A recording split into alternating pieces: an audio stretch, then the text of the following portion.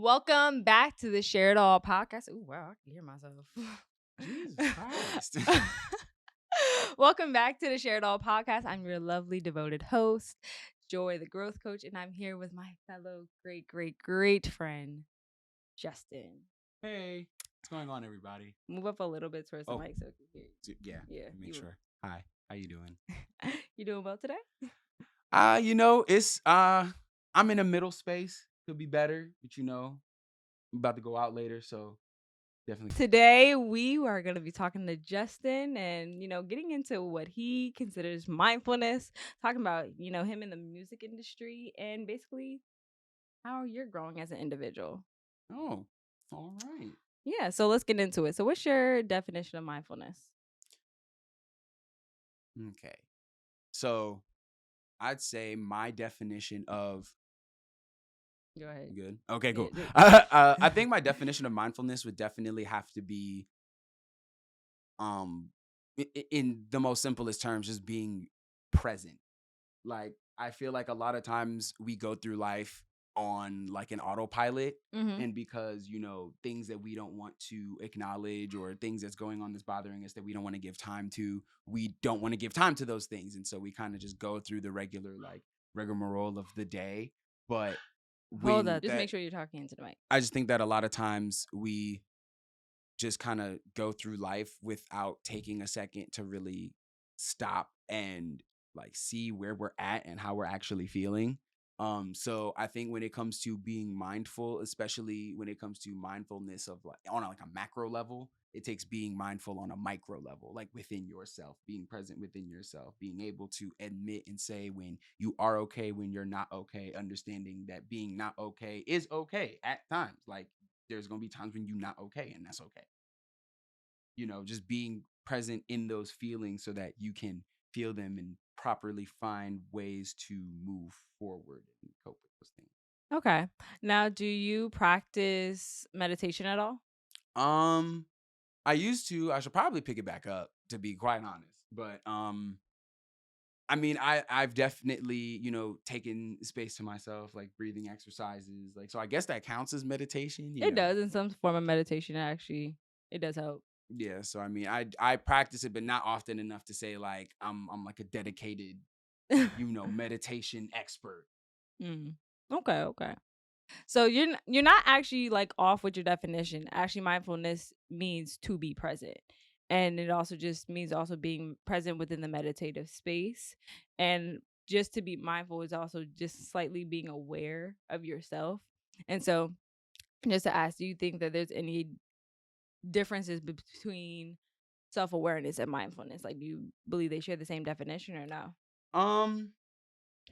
Not necessarily, because self-awareness is the ability to like, I feel like that's more of the ability to see a situation outside of yourself, but seeing you in it. I'm so sorry. You're not used to it. Continue. But does that kind of make sense? Yes. So like being self-aware is like if we're in a situation, like let's say I'm with some homies at a party. Correct. And I like, am talking or whatever, and I notice the group of people that I'm with. Like, well, depending on like the people that I'm with, I'm going to be aware of like how my interactions may be like within that space. Correct. But to be mindful is to say like, let's say you're in that space and like you don't want to be in that space or you're uncomfortable in that space. Being mindful is having the present mind to say like, oh, like I don't just want to kind of like just go through the night. Like I'm actually like not good. I kind of need to take a second to like move. So I mean, they kind of go like hand in hand. It's They're like brother and sister, but they're completely it's like different. synonymous, but like not really, because I feel like being self-aware is just the act of you being able to say, I see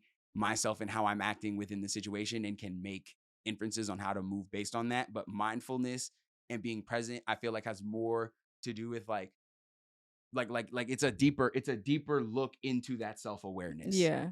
So for me, what I like to say for individuals is self-awareness is like the state of being. Like, how are you being in that moment and how that is that being portrayed to others?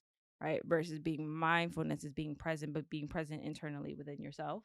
Mhm. And like also, like I said, practicing meditative states. So you're aware of like your energies, how to calm yourself, how to control your emotions and control your mind, right? Mhm. Um, so it's amazing that like sometimes people don't actually know the difference between the two, but it's like everybody says, "Oh, like They say they're so self-aware, but they yeah, say it as if they've made it, not realizing that self-aware is only doing like the multiple choice when there's a whole open-ended part that you have not done yet. correct." And self-awareness and mindfulness is a journey. And that's the one thing I love about it. Like you learn so much over time. Yeah, but I hate that shit. Why? I hate that shit. I'm honestly mindful enough to be present in this moment and say, as much as I know that learning is like a natural thing and like you're always gonna be a student to somebody and you're gonna learn some shit. Like I hate this shit. I hate this shit. But it's a growing pain. Like that's the one thing I could definitely say. It's really a Yeah, growth. emphasis on pain. I don't know where the growing is at, but we gonna find it somewhere. It's gonna be somewhere. You telling the truth. You telling the truth. It's a Look, harsh look, truth. look. If you thought I was gonna come here and give some brochure definitions and that Oh was no, just gonna I be don't the end of think it, no. I don't think you're gonna give a See, Merriam-Webster definition at all. like recently, and especially as of recently, like I've grown a larger sense of mindfulness Mm-hmm. and trying to be present in how I feel and being able to articulate those things. Because for a lot of my life, I was told I was always made to feel as though my feelings were too much. Like I was always doing the most. Yeah, but I think that's just So, naturally both of us because we're extra. We're considered extra. but like, nah, niggas just ain't enough, to be quite frank. Mm, But I'm gonna keep it pushing. as you can. That's really what I realized, because it's like people say that we're extra, but it's like, I mean, outside of obviously being like annoying when we're being like performative because we're feeling like that's the only way that people are going to actually accept us, Yeah. like that extraness, that fever and excitement and enthusiasm to want to be a part of people's lives, like a lot of people wish they friends had that. Exactly. I I'm mean, sorry. we're just beings that like to be lively. And like it may seem like I'm not lively now, but no, like I literally am a lively person. I match your energy anywhere we go, anytime we act, but at the end of the day, we know also how to control it and know Mhm. how to harness it. A lot of people sometimes when they get so high, the way like we can get in an enjoying environment, they don't know how to control themselves. So I think we're very mindful of how like we can take over a room without even trying to take over a room, which is kind of cool. Like I saw you do that on your birthday, you saw me do it on my birthday, and well, we spent like what 3 birthdays together so far. But yeah, like um, it's definitely something that I think we've learned over time. Mhm. But I want to ask you definitely another question. So Justin, Yeah. how has instant gratification affected our generation and the millennials? Because technically we're on the cusp of Generation Z and millennials. So how do you think Mhm. it's affected us, and how do you think it's gonna affect the future generation? Um, instant gratification, and by extension, like microwave culture, how it's affected us. It's definitely made people feel entitled. It's made people in our generation very, very entitled. I'll keep it a band. I agree with you. Like, I talk about, and like I've said, like I make music. I also like work in television and do all these things, and like people see that and it's like, Hmm. oh, that's great. But like They don't see the they hard work that they you put in didn't they behind didn't it. see when I was 16, having to like clean out studios and bathrooms and all types of shit, taking inventory and like sitting in on sessions for hours on end. Like Hmm. you wasn't with me when like summers in my high school, like it was literally like me taking real ass internships as if I was in fucking college, like Yeah. for real. Like, so and so once it gets to a point of you get to this place where you feel like, okay, like I'm feeling better and I know I can keep going. Like for me, I've never like taken that for granted. I Yeah. feel like a lot of times because of instant gratification, people take those things for granted. Like, oh, the fact that I got this job with this salary off bat, like like I feel like people But like that's because you don't. I think this generation is so used to, and I didn't mean to cut you off. Mhm. This generation is so used to only posting when you have good things going for you. Like they yeah, don't show the hardships, and they're like, "Oh, like I did this quickly, like so can you?" And I'm like, "That's not how it that works. is absolutely Like not how it looks. it's not how it works. Like there's so much back work that everybody has." And I think Will Smith said it first. I don't know. Well, said it first, but he said it best. Mhm. He's like, "I'm gonna lay every brick by brick, and then eventually you'll have a wall." Like he I like when people show you the small increments over time that they do, even sometimes the failures, But because it makes people see mhm. like the vulnerability and I don't the want to hard cut work. you Go off, but ahead. I want to take that and go with that because I feel like that is something that falls on us to change that status quo. Like us as the society, like we always be like society don't like this, society doesn't want to see this. Well, motherfucker, what do you think you are a part of?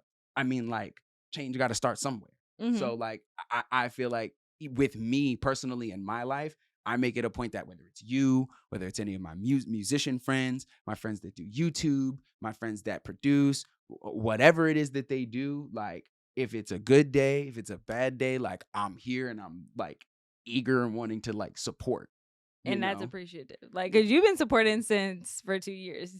When I tried to do the document the Yeah, first time, you were with a here. lost damn file. This is the second time. This is the second time. Well, now I have full control over all of this. I got the camera, I got the audio, I got the microphone, so this is mine now. But no, like a lot of people don't see what happens in the back end. Like there are so many tears that are like given. Like Mm-hmm. so to get here where I am today it's a miracle. Like and I think that goes for anybody that like works hard. But I don't show I think for me the difference between my instant gratification and most people that are in business is I'm gonna let my community know what happens over time, like the failures that I've taken, the wins that I've gotten, like like it's not all, cheese and well, not cheese and gravy. Um Ma'am, I what? was gonna say cheese and gravy, Hey, yeah. bro. But it's not all mashed potatoes and gravy. Am If you I want me to am be I honest. am I missing something, y'all? Like, Maybe where's this getting posted? Is this on like a YouTube? Is this this going on can you. somebody drop comments? Like, drop a comment. Like, what? Like, is that a thing? Like cheese and gravy, like peanut butter jelly, is that a thing? Like, I've never heard of that a day in my life. Look, people got some weird eating habits. You'd be No, I surprised. mean, if it's good, like I love food. Look, watermelon Put and me on to something I don't know. supposedly Lizzo Watermelon just and mustard. I heard about that shit. I actually have watermelon pieces, and I meant to try that. And I am so mad that you told me just now, as I literally been eating the hell out of somebody a whole also watermelon. tried watermelon and cinnamon. Well, duh. I mean, it's a sweet thing with a thing that gets complimented by sweet shit. Like, I mean, it seems like it'll work. I don't know because cinnamon has like a no. I feel like they're I not mean, the I same would thing. not. That does not sound like a me thing. That sounds like something in a back corner of a TikTok with a really bad like dislike ratio. And like some very questionable comments. Like, what the fuck is this shit that I'm Well, look, watching? it was on the shade room. But to get back to the main topic. Well, But to get back to the main topic, yeah, I think for instant gratification, I think it just has significantly affected our generation. It's a sad thing to say. Like people don't post them at their worst. And like people I think like even now to like post normal pictures like of like maybe you being out in the scenery, it has to be perfect. It has to have a filter. It has to have everything. Like there is no such thing anymore as trying to just be normal. now with that, I will say that instant gratification, while it has made people entitled, it did bring something to the table that I feel like we get caught up in saying instant gratification and we don't deep dive into the deeper, like, Mhm. the deeper mindset behind it, right? So I feel like with previous generations, they were taught in a way, you go to school, you either get your diploma or, if you're lucky enough, you get your degree, you find a company, you develop a relationship, you stay there over time, and you retire, Yeah. right?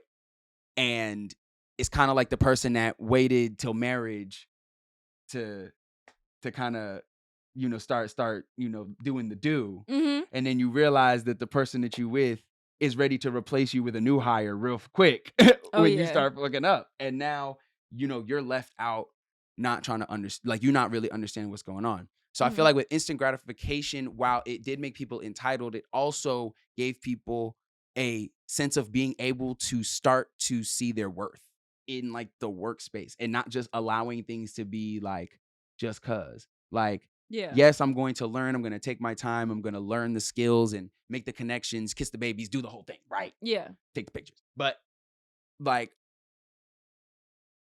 ultimately, I'm losing my train of thought. What did I just say? You were talking about kissing the babies. No, before that. It's helped people in the workplace so much. And it's helped people see their worth. Oh. Yeah. So like people that realize that when they're at work, they're not being appreciated for the work that they're able to do. Like they'll leave because they know that these companies, they'll replace you in a heartbeat. Yeah. They don't I care. think a lot of people now have created genuine companies and want to hire their friends and build together. Yeah, people are starting to realize and take more of an initiative and say like, okay, well, this is happening. I'm not getting this. I'm not feeling good with this. So I'm just going to figure out my own way. Yeah. And I'll see y'all when I see you. Yeah. You know? So I think that is one thing that, as we get tied up in talking about instant gratification, I think there should be a level of also like, that instant gratification is ultimately an extension of trying to figure out your self-worth while in the workplace. I do agree with you in that aspect. And I think that should be explored and not necessarily us like solely hyper focusing on the instant gratification because ultimately we all know that it's bad. Based off of social media, to be truthfully honest.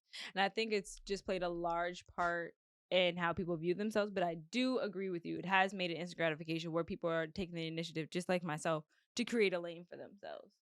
Like, one thing that I noticed, there's not a lot of life coaches that are young like myself there's a lot of life coaches that are young that want to change the world.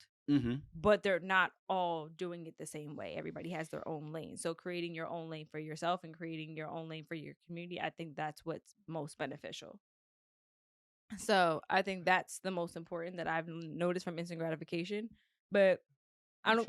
Excuse me. I don't get so excited. Burping like me too. God damn, bro. 2 days apart, guys. 2 days apart. October 8th and October 6th. Hey, put in the comments which one you think is which. Boost that engagement. You feel me? Make sure to hit that follow and go ahead and like and subscribe. Ooh, go ahead, friend. But yeah, like I think I don't focus so much on it because I'm like, when you focus so much on instant gratification, you don't appreciate the journey. And that's something I've learned. So I need you to say that again. When you focus so much on instant gratification, you don't appreciate the journey.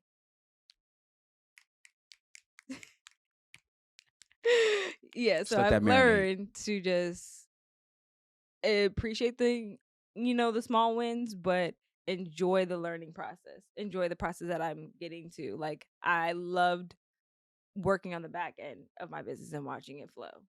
Right. And I know over time, as it continues to get bigger and I keep buying things and I keep investing into it and bringing on people and doing whatever, I know it's going to be more beneficial. But Justin, let's talk about how we met. Okay. How did we meet? We met through a mutual friend. Yeah. No, we met through Nakaya, actually. Wow, that's right. Well, actually, I mean, I knew about you through Raquel. Yeah, but we met originally through at Nakaya's party. And it's so funny because to this day, it's funny how we've remained friends because there's some people from back then I just don't speak to still. Yes. And I really appreciate our friendship. You are one of my most genuine friends. Oh, that's really sweet. I'm in a space right now where it's very hard for me to take compliments, but I'm very thankful. Why? Friend, I've always given you compliments. No, it's not because of you. It's just because of like things in life that have currently just like affected my mindfulness. But I'm very appreciative and thankful that you said that. You were so not into the mics. It's funny, you're a musician and you know about being into the mic. Yes. And the thing about musicians is they never be in the mic. Talk about it. But yeah, so how we met, just to give a background story. So my friend Nakaya had threw a party at her house. If her mom is watching, my bad. She threw a party at her house and then Justin was the DJ. And at first, Justin like was like trying to dance, but I was like, we danced, but then What is this being recorded for? Exactly. Like, what is this for? a podcast. I'm- But more so as time became as we became friends and I found out who your mom was and who your family was, and I'm just like, oh, okay. But I never saw you for your mom, who your mom was. I think that's the one thing I've thoroughly appreciated about us. Like Mhm. I've just really cared about you as the individual and as the person. And the same way like how I feel about my other best friend. Um you're just such a genuine person. I know that the world should just see that in general. I wish they would more often, but people ain't like me. So it is what it is. But I value our Thank you. friendship a lot. You bring a lot of insight. You literally match my energy all the time. So yeah, I just wish that people could appreciate our energy. But next, how do you believe music has uplifted our generation? How has music uplifted our And how has generation? it uplifted you? Um, I mean, I think that music has uplifted this generation in the ways that it's rallied up many generations before. Like it's been, um, you know, it gives people, it gives a voice to people who sometimes feel like they can't speak, and it gives power and it gives something to say to those who feel like they don't know what to say. Mm-hmm. And especially within the last year and a half, I'd say music, if anything, like music showed how important it was, or how important it is, like within those moments. Like when we were home and we ain't have nothing to do, everything was closed. Everybody was putting out music. Everybody was still putting out music. Musicians were still working. There was no COVID relief. They all Like, have studios probably in their basements. That's why. and bro, the studio is probably your setup right there, and maybe a Avengers bed sheet that is used to semi catch sound. Don't ask me why it's that specific. Did now, because I know you put out music last year. So Yes. how did that, how was that for you? Like working on that project? So yeah, I had released an EP called 10-6 Volume 2, titled Which is really, really T6V2. lit. Yeah, it's streaming on all platforms. If you actually go to my Instagram, JSY, And it will be linked in the bio, so don't worry. I uh, mean, not bio, the caption. yeah, JSY official and JSY official music, my official music page. It'll be linked in the JSY official underscore bio. But I have my music on Apple Music, Spotify, Tidal, you name it, it's there. So definitely go ahead and check that out when you get the chance. But I spent virtually like a majority of that first part of like quarantine, like working on that. And for me, it was a level of catharsis that I needed in that moment. Um, I was already going through a lot pre-pandemic, just internally, and so with the pandemic and everything being able to literally take a pause, I was left to have to like sit with my emotions, and kind of like, how do I deal with these things? So being able to record and work on that gave me something to do. It gave me time to be with people. I was able to, work with my cousin on the tape, and he's actually coming out with his own tape now, dedicated to that's his cool. father. It'll always be rest in peace, Chris Lighty. Violate dropping July 2nd. Go check that out on his Okay, page. okay. Untitled Recordings at Untitled Recordings. Okay, okay. So basically, that point in music, no, I'm sorry, that point in quarantine, it taught you basically how to be still Yeah, and really like, and it like, and when you say taught, because that's the thing, is like, it was teaching me. It is still teaching me. I want to say it like that, because it is not past tense. This isn't like because people think they get to a point where it's like, oh, I get it. Yeah, you Like, never no, get it. you never just get it. Like, you have to get it in all the different facets and levels and ways that your life like shifts and Yeah. shapes. And sometimes you got to relearn those things when you're Yeah. in different states. Yeah, that's a weird sound. He's snoring. My dog is in the corner and he's like snoring because he's asleep. So that's why.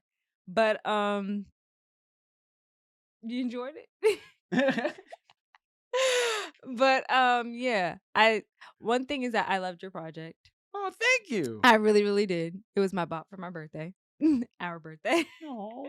No, I really do still play it to this day. I think you're super, super talented. And the funny thing is I think do you not make your own beats and stuff? So I definitely do make music. So that's something I've also been like working on the side too, is like Yeah. my production and just getting those skills up to where they need to be. I actually do have some music like in the works that features my personal beats. Oh, that's dope. So definitely going to be dropping those very soon. That is so, so, so dope. Yeah, I think you're just super talented. I've listened to your music for like the past. What did you start putting out music and I knew about it like maybe 3-4 years ago? Because it was on SoundCloud first. Some SoundCloud days. Way back in the actually it was like the first song I posted, that was right before I went to Morehouse. That was literally Because I like met you while you were in six Morehouse. 6 years ago. 6-7 years Wow. ago. Wow. Yeah, because when you were like telling me about your music, you're like, oh yeah, it's on SoundCloud. And so I used to like play it. And it's like now you actually have it streaming places, which is really, really cool. But I think music teaches a lot of people a calmness. It helps them get out their thoughts they're not able to get out like just verbally. Mhm. Because one thing I like about you, you're really methodical and how like you say certain things in your song. I don't know if that Oh, makes thank you. sense. No, that makes absolute sense. Okay. Yeah, There's a like you said. method to the madness. Yeah, like there's a method. And like sometimes I be listening and I can hear. I'm like, oh, okay. I see where you're going with that. Okay, okay. But yeah, it's really cool to see that all you have up here just flows so well whenever you get on the mic. And I wish last year before quarantine I was supposed to see him live, guys. Yeah. For the first time I was gonna go see him live and then quarantine happened. Terrible. Down bad. So Basura. this Trash. year, hopefully, Hopefully. you should do a tiny desk like concert. That would be interesting. I'm not opposed. I could definitely see that I being a think thing. you should definitely do a tiny desk concert. I think that would be really, really dope. Cause you have like, especially when you get like in that mood, you can definitely hit a few hit a few notes, guys. My bad. Even my mom has heard you sing, and then she's like, "I gotta hear you sing. I gotta hear you sing a little bit better, because you was playing around that time." Mind you, that's a compliment from her mother. Yeah, it's a compliment because okay, so backstory a little bit. One time he was singing, it wasn't a Tina Turner song, or was it a Whitney Houston song? It was something. I was bullshitting. I was really He was BSing. really playing around, and then my mom literally came down the stairs. She's like, "You sound good, but I'm gonna need to hear you sing better." And he said, "On it." Then next time I come here, it's on. So technically, this is the next time, and she's awake. So you gotta come with your A Oh game hell today. no. I'm retired. I'm retired right now. But yeah, what's your inspirational song? My inspirational song. So like just anything that I listen to where it's like it lifts me up. Yeah, Mm, when you have to go through your phone to actually figure out your own inspirational song. no, because honestly it changes. It changes. Really? Sometimes I be feeling certain things and they'll be inspirational. And then other times I'll go to something else. I think I have maybe 2 or 3 inspirational songs.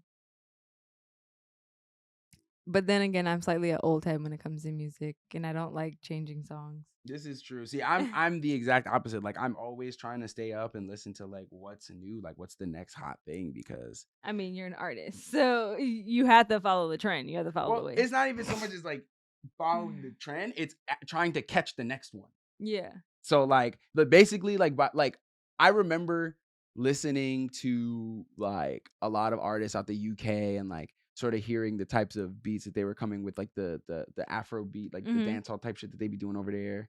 And I'm like, oh, this is definitely, then this was like maybe what, like 14 that I was listening to this.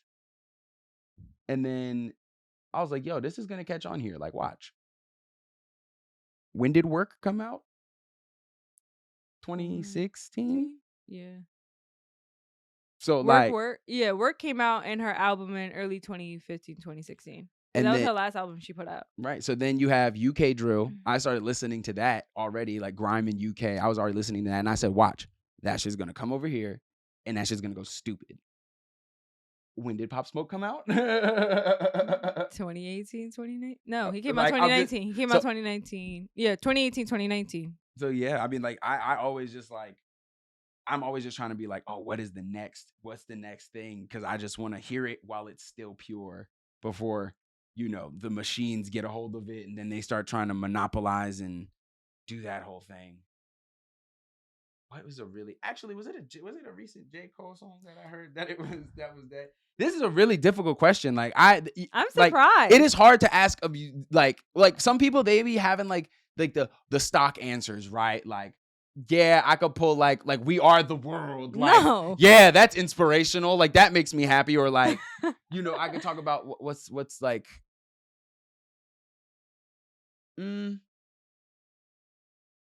inspirational. Like, this is such a hard question. I don't know why it's such a hard question.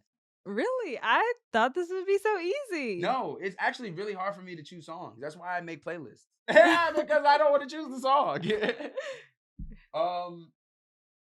Because I find inspiration, I feel like it's so general. Like, what do you define as inspiration? Like, I can find something like International Players Anthem to be like inspirational. I'm not gonna lie, that is like whoa, whoa, whoa. Bro, what? That shit? I don't care what the fuck. I apologize if this message gets you down, but I think every girl that I think, what? Bruh. You just feel it. I always follow feelings. So like, inspiration for me can come from something like, for me to answer that question while you're trying to figure this out, I think mine is Black Girl Magic by Che. Is it Che Lingo? I think that's his name. And then there's another one that is called, I think, Black Girl Magic as well. And her name, if I am not mistaken, I'm going to pronounce this all wrong.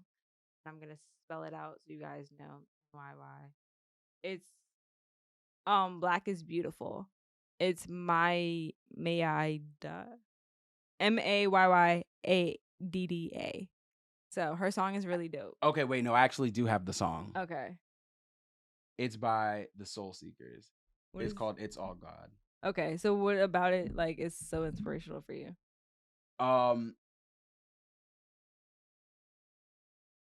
The song is basically just about you learning to love and appreciate God for the space that you're in and the ability to be able to grow and learn.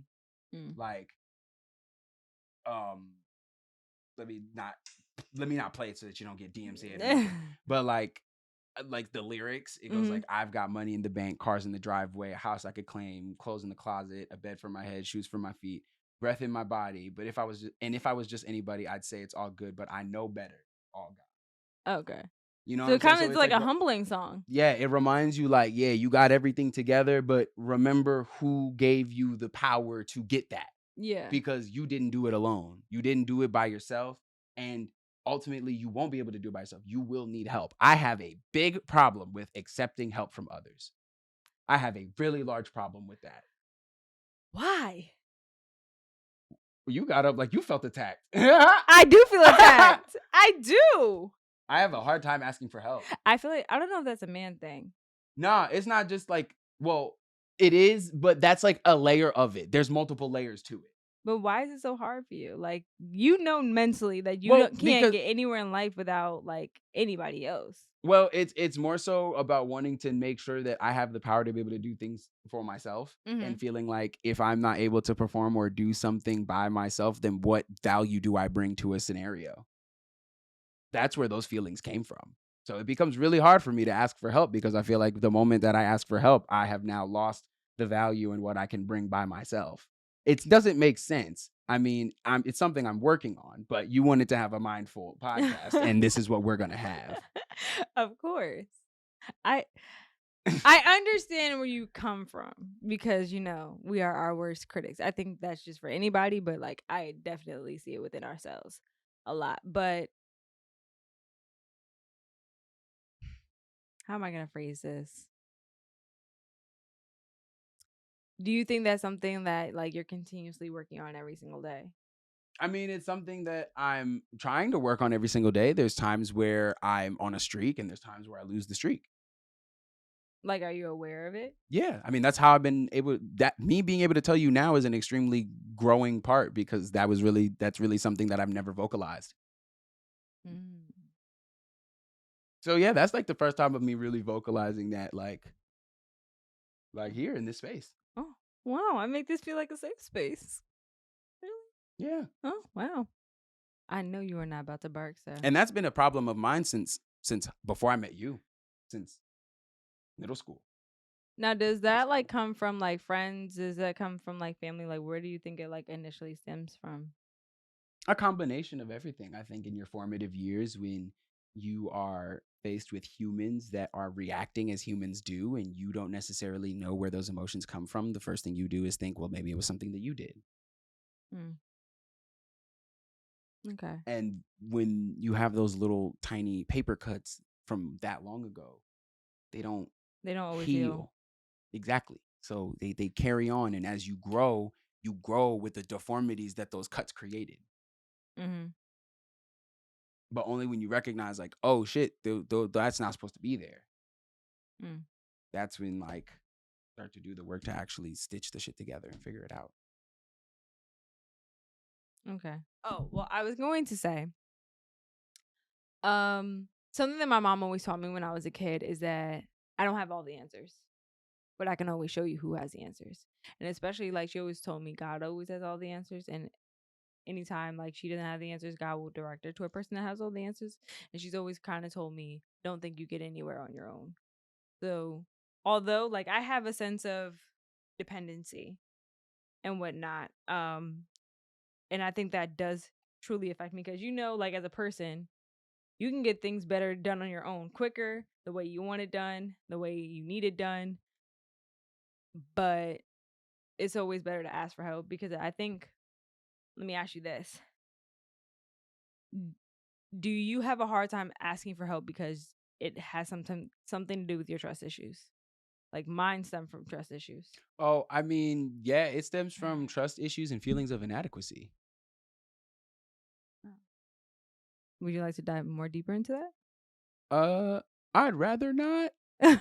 But I you can mean, yeah, it's make it just in a general sense. I mean, feelings of inadequacy, feeling like Like I'm inadequacy for yourself or an yeah. inadequacy. Oh, I was thinking inadequacy for other people. No. Like well, like I feel like yeah. I mean, yeah, there's really no other way to describe it. Yeah. Like I feel like I'm kind of say what you just said before so that I can make sure I can get back on track. Inadequacy for yourself or inadequacy for other people. I think like Before that. how I said like my mom has always taught me like you don't get anywhere on your own. Oh, and then you asked me where did those feelings Yeah, stem yeah. from? Oh yeah, feeling like I am inadequate in my ability to be able to like help and serve others as well as like be able to serve myself. Really? But you are a help to others, I think, when you do ask for help though. Yeah, Wow. that's kind of how like pride works. It really makes you not want to ask for help. Wow. And I think that, it's funny. J. Cole also just made a song called Pride Pride is is the the Devil. devil. Pride is the devil. But yeah, I notice that in a lot of men, and I don't want to discourage men in any shape, way, or form on this podcast, but I notice a lot of men have a hard time really asking for help. Like versus women, and I think it's a social thing because we're just social beings. We're always used to just working together and asking. Men are very prideful where they're saying, I can just do it on my own. But they're also sometimes y'all are aware that it takes 5 of y'all to get one task done. Like if you're building a bridge, it's gonna take 10 of y'all to get the bridge done. But if it's something that can be so minimal and it could be a 2-person job to get done quicker, y'all are so willing to just do it by yourselves. And sometimes it'll take you longer and you'll kind of step on your own toes instead of just asking for help. I mean, yeah. But I mean, it obviously makes sense from the logical standpoint, but when you're thinking in that way, you're not really thinking from the most logical standpoint. that's true. That is solely true. On the lighter note,